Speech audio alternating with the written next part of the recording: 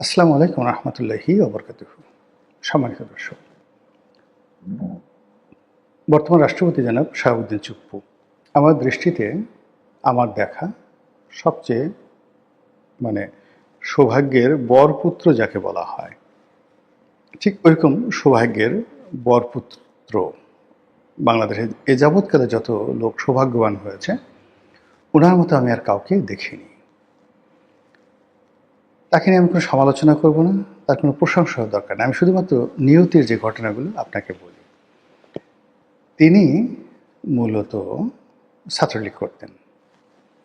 তো বঙ্গবন্ধু হত্যাকাণ্ডের পর যখন মানুষ থর করে কাঁপছে, ঠিক সেই সময়ের সাথে তিনি বিদ্রোহ করে বসলেন ছাত্র অবস্থায়। তারপর জেলে গেলেন, জেল খাটলেন। আচ্ছা, কেউ যদি জেল খাটে তার তো সরকারি চাকরি হওয়ার কথা না। তারপর তাও আবার আওয়ামী লীগ করা, ছাত্রলীগ করা, কিন্তু পরবর্তীতে দেখা গেল তার বিসিএসে তিনি কোয়ালিফাইড করে ফেললেন, জজ হয়ে গেলেন।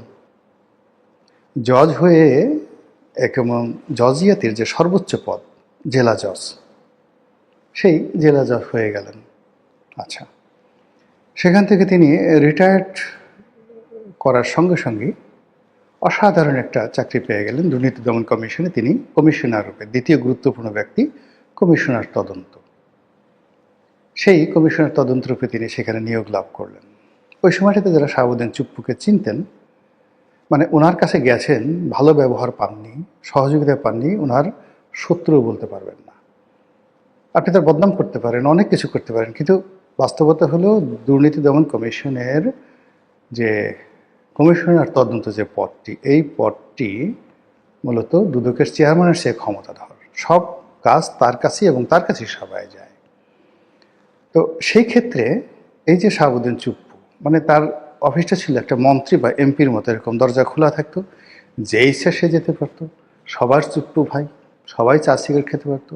শত্রু কে মিত্র ডাজ নট ম্যাটার। জামাত করে, বিএনপি করে, ডাজ নট ম্যাটার। চুপ্পুর দরবারে যদি কেউ যেতে পারতো দুদকের সময়, তার 7 খুন মাপ। সাথে সাথে মানে বলে যে ভাই আমি এরকম বিপদে পড়ছি, টেলিফোন মানে উঠে সাথে সাথে সে করতেন। একজন একটা উদাহরণ দিয়ে বললেন, একজন সিনিয়র সাংবাদিক। তো বলে যে তারা ওই প্রায় 250 সাংবাদিক মিরপুরে একটা অ্যাসোসিয়েশন করে তারা ওখানে সরকার থেকে একটা বরাদ্দ পেয়েছিল বিএনপি জমানাতে। তো বিএনপি জমানাতে একটা বরাদ্দ পাওয়ার পরে সেই বরাদ্দ অনুযায়ী তারা সরকারি জমি সরকার নির্ধারিত মূল্য রাজকোষে জমা দিয়ে সেই সিনিয়র সাংবাদিকরা সেই প্লটগুলো নিয়েছেন। তো আওয়ামী লীগ যখন ক্ষমতা এলো, ক্ষমতা আসার সঙ্গে সঙ্গে সেটা বললো যে এটা দুদকে মামলা হয়ে গেল সেই সাংবাদিকদের সবার বিরুদ্ধে, সিনিয়র সাংবাদিক সবার বিরুদ্ধে, যে তারা সেই অবৈধ প্রভাব দেখিয়ে সরকারি জমি নিয়েছে এবং সরকার নির্ধারিত মূল্য পরিশোধ করেনি। তো সাংবাদিক নেতাদের একটা বিরাট গ্রুপ, তারা সবাই কিন্তু বিএনপিপন্থী, সবাই বিএনপিপন্থী। সবাই চুপ্পু সাহেবের কাছে গেলেন যে ভাই এসব কী শুরু করছেন, আপনি যে কাজ শুরু করতেছেন, আপনার লোক যে কাজ করতেছে, এতে তো সরকারের বদনাম হবে, আওয়ামী লীগের বদনাম হবে। এরকম প্রায় 250 সিনিয়র সাংবাদিকের মধ্যে তো আওয়ামী লীগেরও লোকজন আছে। প্লট নিয়েছে, বিএনপি প্লট দিয়েছে এবং এটা নিয়ে এখন আপনারা তদন্ত করতেছেন। সে সাংবাদিক আমার কাছে বলতেছিল। তো সুপুর সাহেব বলেন কি? সে সঙ্গে সঙ্গে যে আইও তদন্তকারী কর্মকর্তা, তাকে ডেকে আনলেন এবং বললেন যে এক্ষণ এটা নিষ্পত্তি করে দাও, এক্ষণ। তো that was the job of mister Shahabuddin Chuppu. এবং এখানে বসে থেকে বহু মানুষের সঙ্গে তার একটা ব্যক্তিগত সম্পর্ক হয়ে যায় এবং তারই প্রেক্ষিতে এস আলমের সাথে তার সম্পর্ক হয়ে যায়। এবং তার যখন সেই দুদকের তার যে চাকরি এটি চলে গেল, বা তিনি তখন এস আলমের যে ইসলামী ব্যাংক, সেখানে পরিচালক হিসেবে যোগদান করলেন। তো ইসলামের পরিচালক হিসেবে তিনি কাজকর্ম করতেছেন ইসলামী ব্যাংকে, কিন্তু ওই সময়টাতে তিনি এস আলমের কর্মচারী, এস আলমের হয়ে ইসলামী ব্যাংকে যোগদান করেছেন। এর বাইরে অন্য কোনো বদনাম নাই যে কোনো একটা লোন স্যাংশন করে কারো কাছে টাকা নিয়েছেন, পয়সা নিয়েছেন, ইসলামী ব্যাংকে ডুবিয়েছেন, কোনো ফাইলের স্বাক্ষর আছে, এই ধরনের কোনো নজির কিন্তু নেই। এটা হলো বাস্তবতা। এখন তিনি এস আলমের লোক হয়ে কি ওই ব্যাংকের চেয়ারম্যান ছিলেন না সম্ভবত ডিরেক্টর ছিলেন, এনিওয়ে এর মধ্যে সারা দুনিয়াকে আশ্চর্য করে দিয়ে কিভাবে যেন তিনি রাষ্ট্রপতি হয়ে গেলেন। সবাই বলে যে এস আলমের সঙ্গে এখন এখানে একটা মানে লুডুমুডু খেলা আছে, লাড্ডু বাড্ডু খেলা আছে। আওয়ামী লীগ জমানাতে যে কিচেন ক্যাবিনেট, সেই কিচেন ক্যাবিনেটে শেখ রেহানার যেমন একটা গ্রুপ ছিল, শেখ হাসিনারও একটা গ্রুপ ছিল। এখন সালমান আসলে কি, সালমান এফ রহমান একটা গ্রুপ ছিল, আর তার এগেনস্টে এস আলম আর একটা গ্রুপ ছিল। তো এস আলম আসলে মানে শেখ হাসিনার লোক না শেখ রেহানার লোক আমি আসলে জানি না। আবার সালমান শেখ হাসিনার লোক না শেখ রেহানার লোক আমরা জানি না। কেউ বলে সালমান এফ রহমান আসলে শেখ রেহানার লোক, কেউ বলে এস আলম আসলে শেখ রেহানার লোক।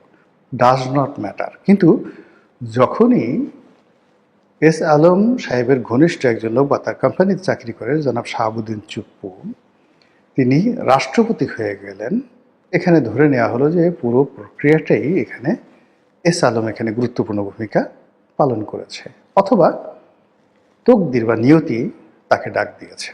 হোয়াট এভার মেবি, তিনি রাষ্ট্রপতি হলেন। হওয়ার পরে প্রথম 3-4 মাস বেশ সরকারের সঙ্গে তার ভালো সম্পর্ক ছিল, কিন্তু পরবর্তীতে তিনি নেগলেক্টেড হতে থাকলেন। আওয়ামী লীগ দ্বারা তিনি কিন্তু মারাত্মকভাবে নেগলেক্টেড হতে থাকলেন। প্রথমে শেখ হাসিনা বলেন, অন্যান্য যারা বলেন, তাকে যথেষ্ট স্নেহ করতেন, সময় করতেন, তিনিও কৃতজ্ঞ ছিলেন, কিন্তু পরবর্তীতে অনেকটা বলতে গেলে মুখ দেখা দেখি বন্ধ ছিল। এবং সেটা বুঝলাম কি করে, এই যে জুলাই আগস্ট বিপ্লব হলো, মানে রাষ্ট্রপতি আফসোস করে বলছেন যে আমাকে একবার টেলিফোন করে একটা কথাও কেউ বলেনি।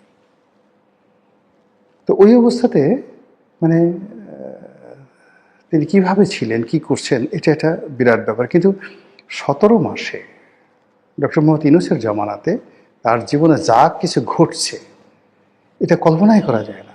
অন্য মানুষ হলে হার্ট অ্যাটাক করে মারা যেত, গলায় দড়ি দিত, ইঁদুরের বিষ খেত, যে কিছু একটা ঘটনা ঘটতো। প্রত্যেকটা মুহূর্তে মানে তার জীবন শঙ্কার মধ্যে ছিল, কিন্তু তিনি সাস্টেন করেছেন।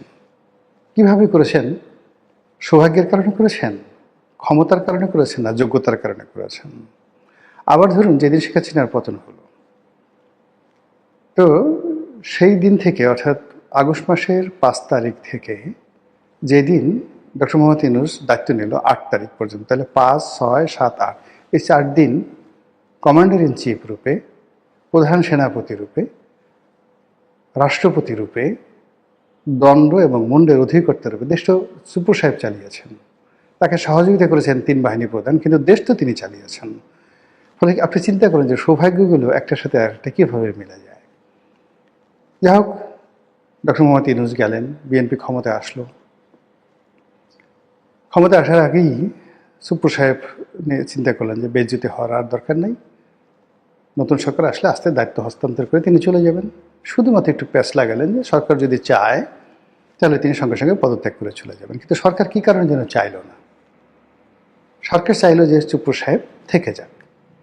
এখন এই যে সরকারের যে 35 দিন, এই 35 দিনে জনাব শাহাবুদ্দিন চুপ্পু সাহেবের জীবনে যা কিছু ঘটল, এটা এই বাংলাদেশের রাষ্ট্রপতি পদে মানে যে সম্মান এবং মর্যাদা তিনি পেলেন এই 35 দিনে, একটা মানুষের আর বেশি দিন বাঁচার দরকার নেই। এখন যদি উনি মানে মরে যান, তবু ওনার আত্মীয় স্বজন কারো আফসোস থাকবে না যে মৃত্যুর আগে তিনি গার্ড অব অনার পেয়ে গেছেন। বিএনপি সরকার ক্ষমতা আসার সঙ্গে সঙ্গে তার দাম বেড়ে গেল। তারপর তিনি সংসদে ভাষণ দিলেন, প্রধানমন্ত্রীর সঙ্গে তার সৌহার্দ্যপূর্ণ সম্পর্ক হলো।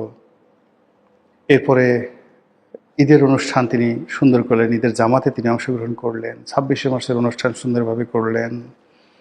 তারপর ন্যাশনাল প্যারেড গ্রাউন্ডে গেলেন। এরপর 26শে মার্চ উপলক্ষে জাতীয় স্মৃতি সৌধে একসঙ্গে প্রধানমন্ত্রীর সঙ্গে তিনি সেই যাকে বলা হয় সেই শ্রদ্ধার্ঘ্য নিবেদন করলেন। এইরকম আরও অনেক কিছু। সবচেয়ে বড় ব্যাপার হলো যে অনুষ্ঠানগুলো তিনি করেছেন, প্রত্যেকটা অনুষ্ঠানে, যেমন নামাজ পড়তে গেছেন, গার্ড অব অনার তিনি গ্রহণ করেছেন প্যারেড স্কোয়ারে, মানে প্যারেড গ্রাউন্ডে। তারপর পবিত্র ঈদ উল ফিতরের যে অনুষ্ঠান তিনি বঙ্গভবনে আয়োজন করেছেন, সেখানে তো রীতিমতো ডিসিপ্লিন, চাঁদের হাট মিলেছিল।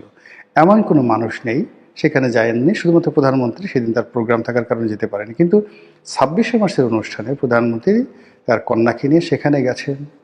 তাদের মধ্যে যে কথাগুলো হয়েছে অনেকটা ছোট ভাই বড় ভাইয়ের সাথে যেভাবে কথা হয়, মানে রং